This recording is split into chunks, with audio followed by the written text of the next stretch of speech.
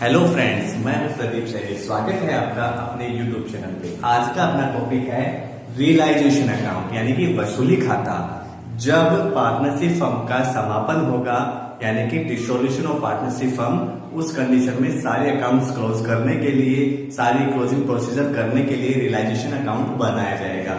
ये nominal nature का होता है। तो जब पार्टनरशिप फर्म का समापन होगा तब सारे एसेट्स है उनको सेल करा जाएगा, उनसे रियलाइज वैल्यू कैलकुलेट करी जाएगी और सारे लायबिलिटीज का पेमेंट करा जाएगा। तो वो सारी प्रोसीजर करने के लिए रियलाइजेशन अकाउंट बनाएंगे। नॉमिनल नेचर का ये होता है। तो सबसे पहले तो आपको बता दूं कि इस रियलाइजेशन अकाउंट में आपको कौन कौन सी चीजें ट्रांसफर नहीं करनी है, यानी कि इस अकाउंट में वो चीजें नहीं आएंगी।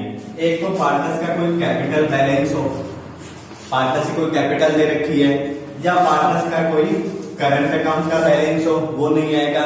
उसके अलावा जो undistributed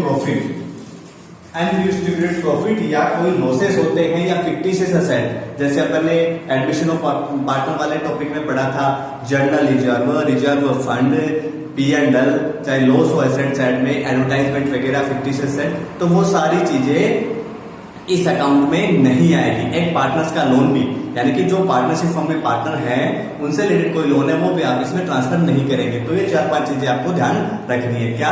capital account, current account, undistributed profit या लॉसेस या फिक्टिशियस एसेट्स एक अकाउंट में ट्रांसफर नहीं करनी है, और पार्टनर्स का लोन भी है वो ट्रांसफर नहीं करना है। बाकी सारी चीजें अब आपको एक्सप्लेन करके बताता हूं कैसे क्या ट्रांसफर करना है। सबसे पहले आपके पास बैलेंस शीट होती है, तो बैलेंस शीट में जो भी एसेट्स हैं आपके पास वो आप डेबिट साइड में ट्रांसफर कर देंगे। किसको छोड़ना है? कैश एंड बैंक बैलेंस को छोड़ना है, या कोई करंट अकाउंट का बैलेंस है, या कैपिटल का अकाउंट बैलेंस डेबिट दे रखा है, या कोई P&L वगैरह, इनको छोड़कर बाकी सारी एसेट्स आप इधर ट्रांसफर कर देंगे टू सन्ड्री एसेट्स।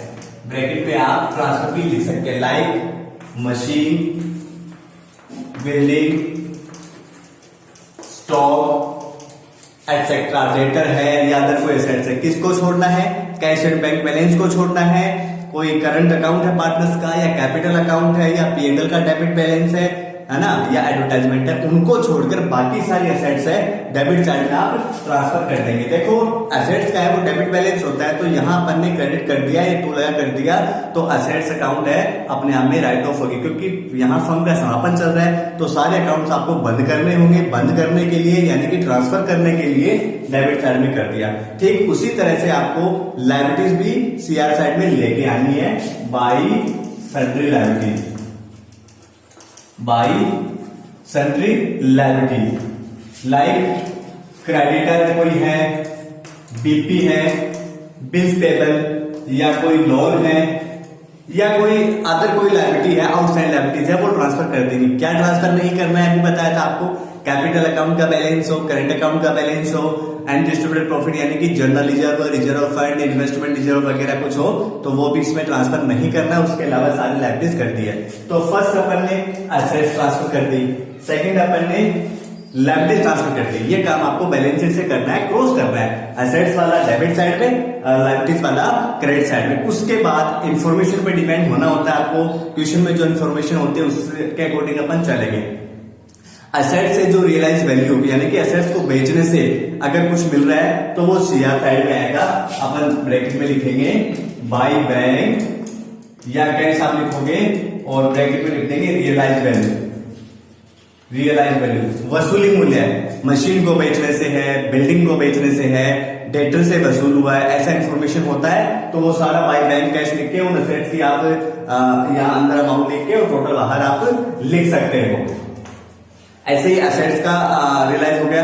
ठीक उसी प्रकार अगर लायबिलिटीज का पेमेंट करना हो तो वो इधर आएगा, टू बैंक या कैश पेमेंट।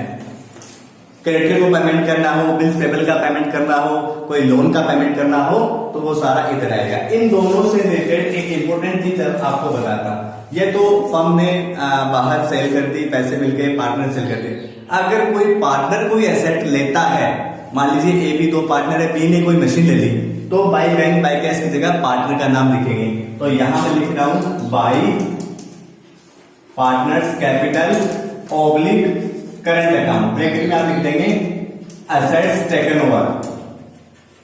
पार्टनर ने अगर कोई एसेट लिए तो बाय बैंक कैश की जगह पार्टनर का नाम कैपिटल या करंट वो मेथड के अकॉर्डिंग अपन लिख देते हैं। ठीक उसी प्रकार अगर पार्टनर किसी लायबिलिटीज का पेमेंट करे, क्रेडिटर का पेमेंट बी कर रहा है तो फिर बी का नाम आएगा, यानी कि पार्टनर का नाम आएगा। तो partners capital oblique current payment made. कोई पार्टनर अगर पेमेंट कर रहा है तो वो इधर आ जाएगा।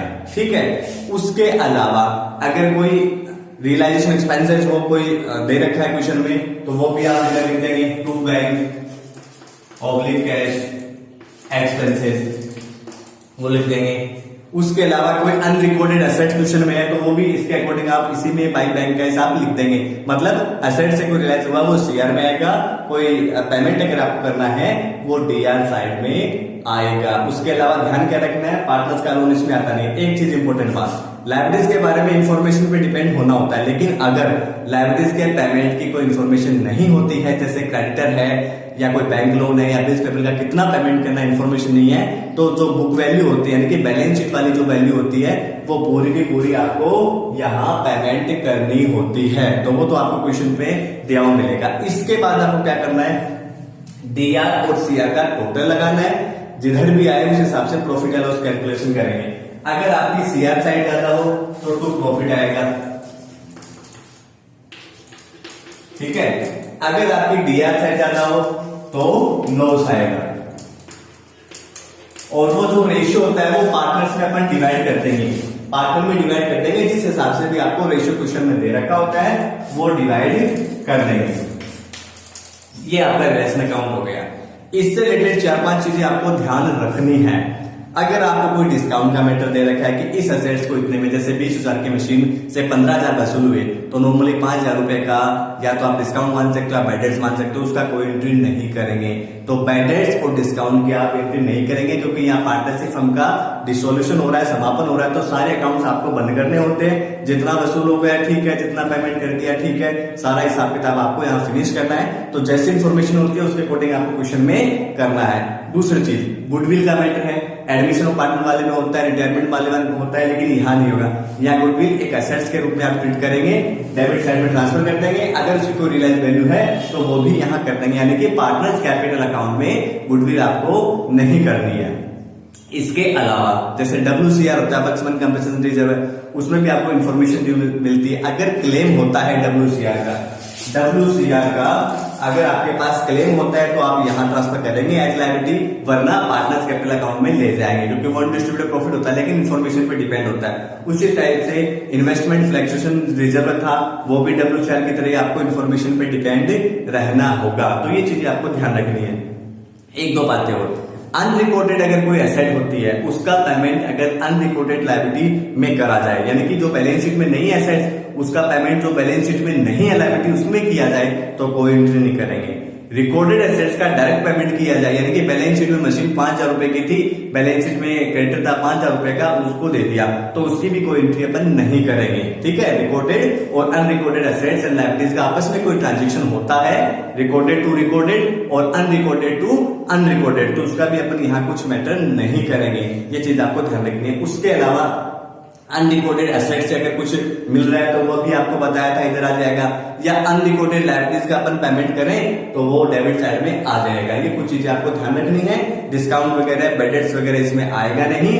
और capital account, current account, undistributed profit reserve कुछ होता है, फिक्टिशियस एसेट होता है, पार्टनर्स का लोन होता है, वो भी इसमें नहीं आता है। बाकी सारी चीजें इसमें ट्रांसफर हो जाती है। तो इन शॉर्ट अगर वापस से अपन रिपीट करेंगे तो रियलाइजेशन अकाउंट पार्टनरशिप फर्म के समापन पर बनाया जाएगा, नॉमिनल नेचर का होगा, सारी एसेट्स एंड लायबिलिटीज में ट्रांसफर करी जाएगी, उनसे रियलाइज वैल्यू और पेमेंट का मैटर करा जाएगा। 5 स्टेप में आप इसको कैलकुलेट कर सकते हैं।